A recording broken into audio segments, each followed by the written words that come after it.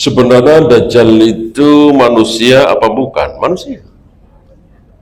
Kan kalau bukan manusia berarti jin, malaikat, hewan nggak mungkin, ya kan? Hewan nggak ada yang bisa bicara. Malaikat, ya jelas nggak mungkin. Malaikat nggak ada yang buruk, ya. Jin nggak mungkin juga. Kalau itu jin berarti batal firman Allah. Huwa wa qabiluhu yarawnahu min haitsu la tarawnahu. Bahwa jin bisa melihat kalian, wahai manusia, manusia tidak mungkin bisa melihat jin.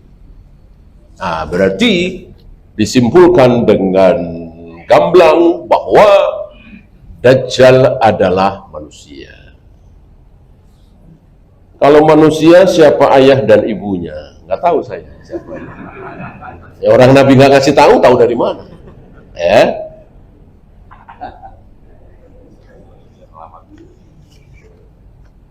Ya, nanti jadi panjang. Ayahnya, ibunya, sukunya, dan seterusnya. Kemarin kan cuman kita bahas munculnya.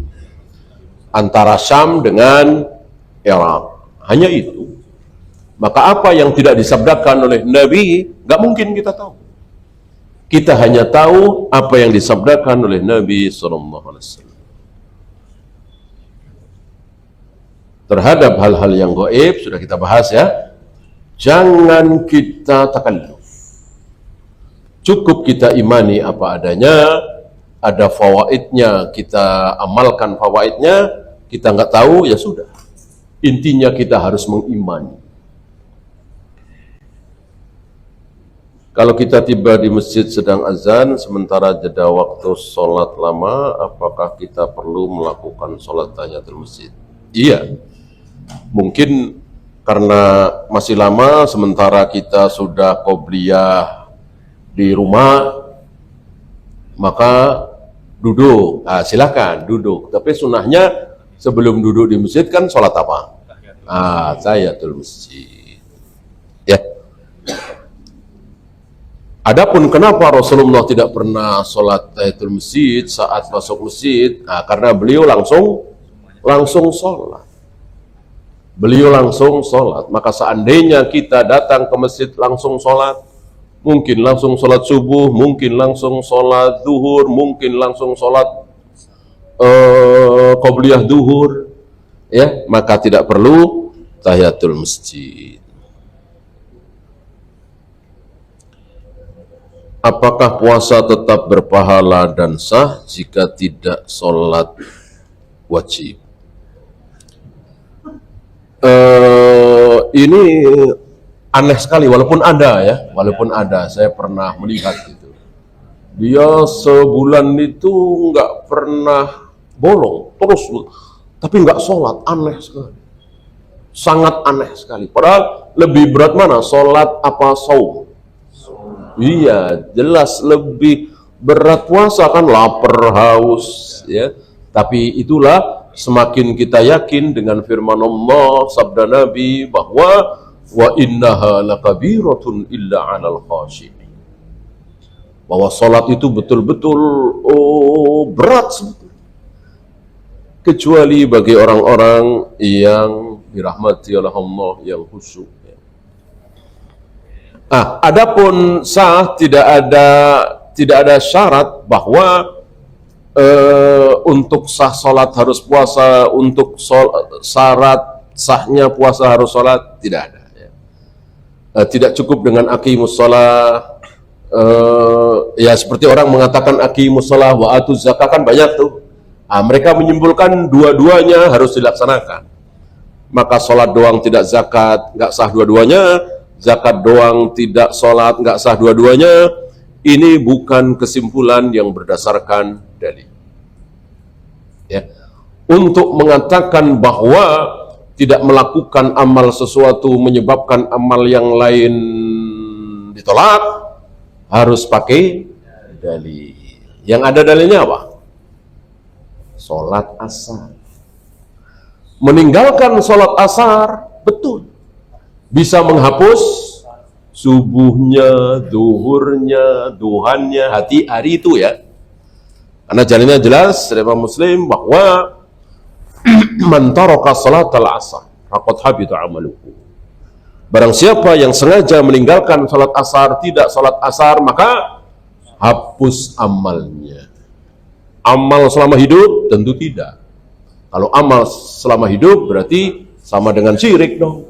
Nah, maka yang benar apa yang diucapkan oleh para imam, bahwa yang dihapus adalah amal hari itu. Hari itu sholat subuh, habis sholat subuh baca Al-Quran, habis itu sholat duha, habis itu sedekah, habis itu sholat duhur. Asarnya sengaja nggak sholat, maka hilang semua itu. Subuhnya baca Al-Qurannya, duhanya, duhurnya. Apa? Dalil. Ya. Kalau nggak ada dalil, maka tidak boleh seperti itu.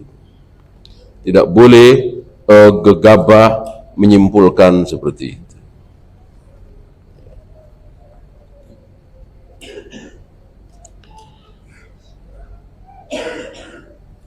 Anak gadis malas sekali membantu di rumah. Suami sudah menyuruh diam saja, kerjakan apa yang bisa dikerjakan.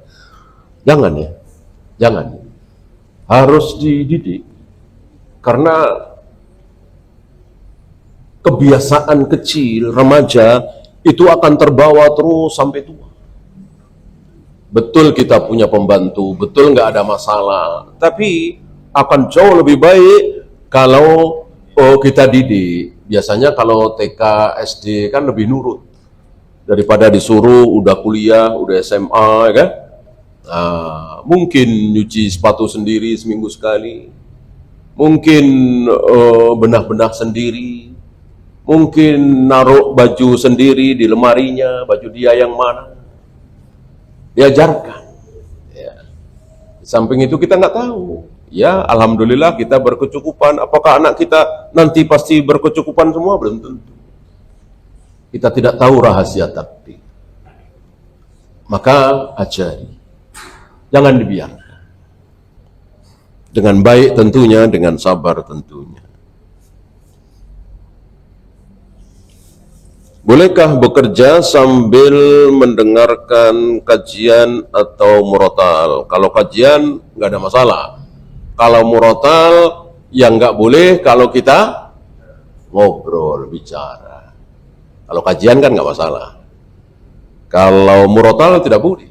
Wa idza quri'al Qur'an fastami'u lahu ansitu. Jika Al-Quran sedang dibaca, diam. Wajib diam. Dengarkan.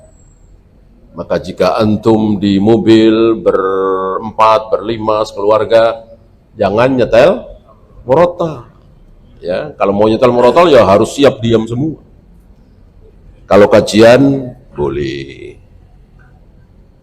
Ya. Lebih kuat mana dalilnya tentang makmum dalam sholat jahar? Apakah membaca Al-Fatihah atau cukup mendengarkan imam saja? Yang rajih insya Allah cukup mendengarkan imam saja.